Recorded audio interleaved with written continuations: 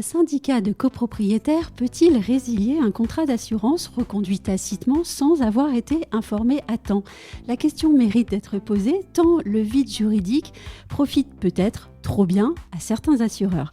C'est en ces termes que l'avocat Charles Bobot pose le sujet sur ses réseaux sociaux et c'est un sujet qu'il est venu exposer ici au studio et vous l'avez compris, nous allons parler de la loi Chatel. Les ondes de Limo. Osez la curiosité pour votre bien. Anne-Sandrine Di Girolamo. Bonjour Charles Bobot. Bonjour Anne-Sandrine. On va reprendre les choses par le début, si vous le voulez bien, parce qu'il faut poser les termes du débat. Alors, que prévoit la loi Chatel et surtout l'article L215-1 du Code de la consommation ? Alors, la loi Chatel, c'est une loi de protection des consommateurs, oui. puisque des millions de consommateurs se retrouvaient enfermés, piégés dans des contrats à reconduction tacite. Et l'idée, c'était de les informer suffisamment tôt. Oui. La loi est donc intervenue.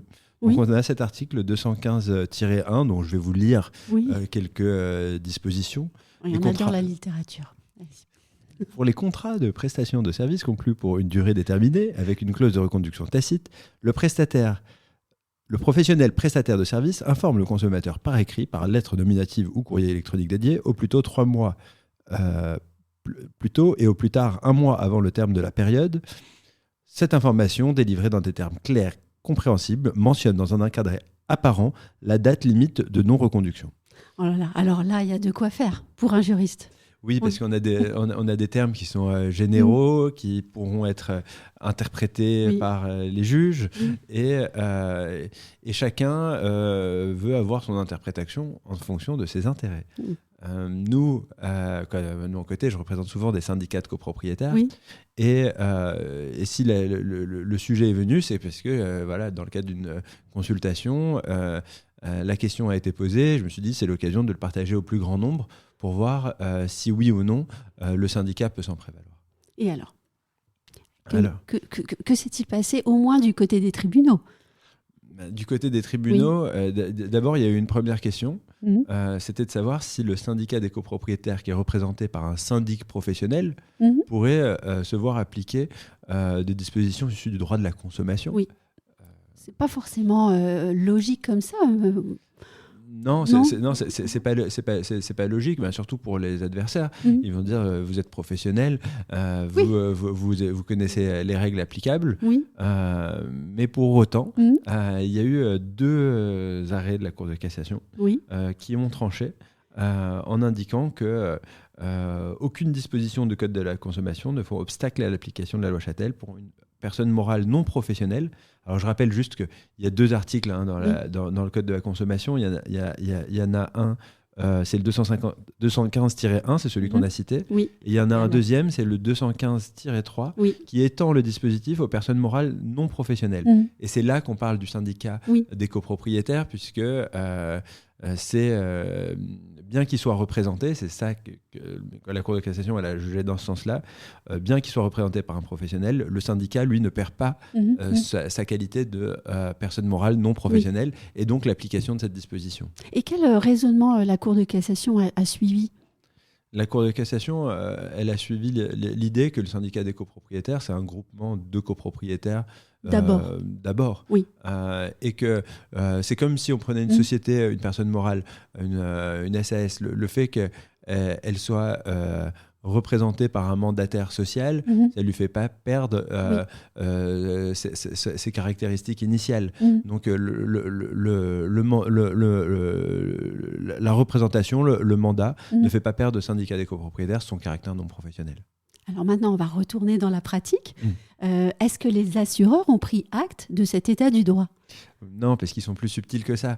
Ils ont remarqué que dans la codification, il y a un code qui est lié aux assurances. Oui. Donc, c'est leur Bible, donc on comprend qu'ils s'y réfèrent. Oui, il a été fait pour eux. Oui. C'est pour les praticiens, les professionnels. D'ailleurs, certains espèrent qu'on ait bientôt un code de la copropriété qui soit codifié et dans lequel, par exemple, ces dispositions-là pourraient y être intégrées et ça pourrait être plus lisible. Parce qu'aujourd'hui, quand on cherche les règles de la copropriété, on va bien sûr dans la loi du 10 juillet 1965, mais on doit aussi aller dans un certain nombre de règles comme celles que je suis en train de vous viser. Donc, alors, nos assureurs. Donc, pour les assureurs, eux, ils se réfèrent à cet article L113-15-1 qui concerne uniquement les personnes physiques. Et on n'a pas eu de disposition pour les personnes morales non professionnelles dans cette loi. Donc, évidemment, il se réfère à cet article pour dire qu'il s'agit d'une règle spéciale, que la règle spéciale déroge à la règle générale, principe lex specialis derogat generali, ça fait du bien de parler latin. Donc si ce texte spécial n'a pas prévu la personne physique, eh bien, ce ne serait pas applicable au syndicat des copropriétaires. Alors, à défaut d'avoir un code de la copropriété, est-ce que cela veut dire que le code des assurances n'est pas assez clair ? Moi, ce que je plaiderais pour un éclaircissement. Il y a d'ailleurs eu une question ministérielle qui a été posée et dans laquelle, un peu mollement c'est vrai, mais il était dit que les syndicats bénéficient des dispositions du Code des assurances qui s'appliquent à tous les assurés.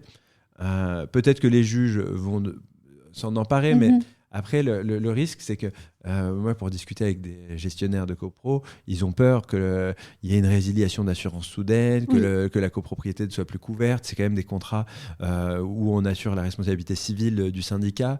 Il y en a d'autres qui disent oui, mais de toute manière, il nous appartient de vérifier la date de résiliation. On n'a pas à attendre à ce qu'on nous l'indique.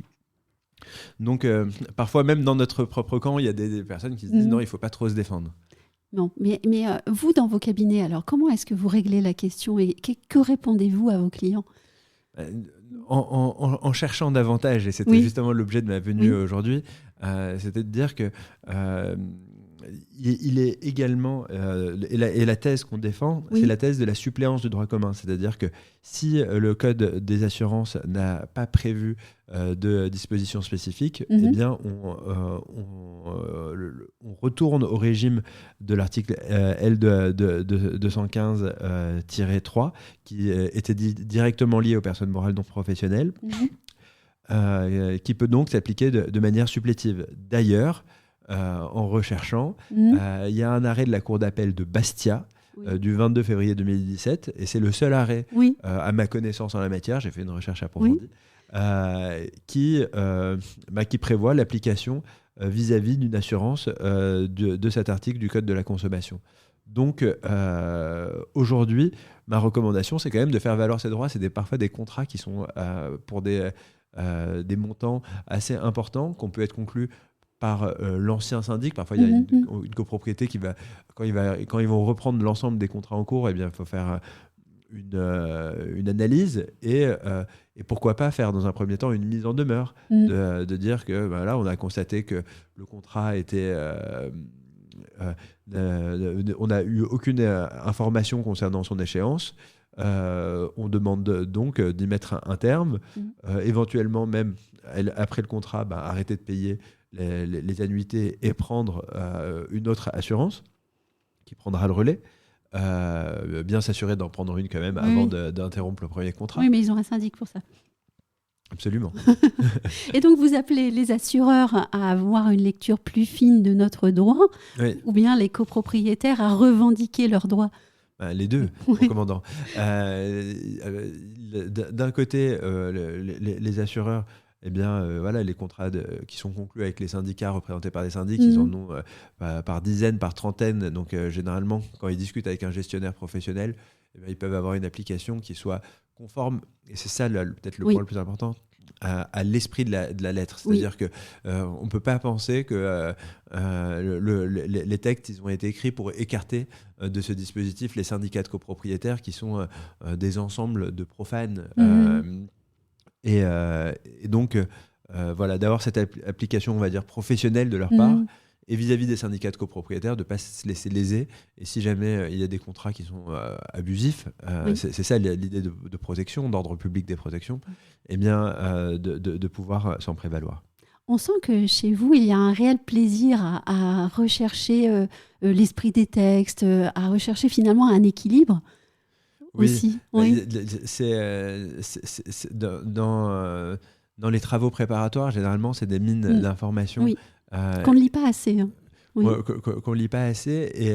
Et également, quand on tire un sujet comme ça, c'est comme une manière d'appréhender, de revoir toute la doctrine, tout ce qui a été écrit sur le sujet. Donc, généralement, quand on prépare un sujet comme celui-ci, on se rend compte qu'il y a une pluralité de sources, des réponses ministérielles, des arrêts de jurisprudence et aussi des commentaires d'auteurs qui permettent de faire avancer le débat. Et on se rend compte que rien n'est simple et que tout est dans la nuance et la précision aussi. Oui. Là, clairement. Maintenant...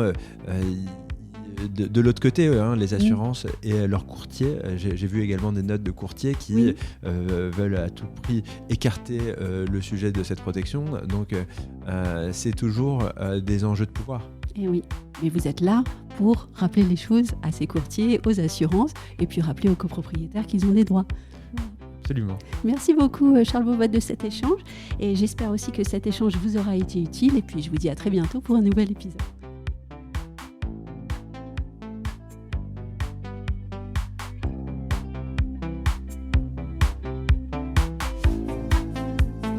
Retrouvez les Ondes de Limo sur ondedelimo.com, les réseaux sociaux et la newsletter.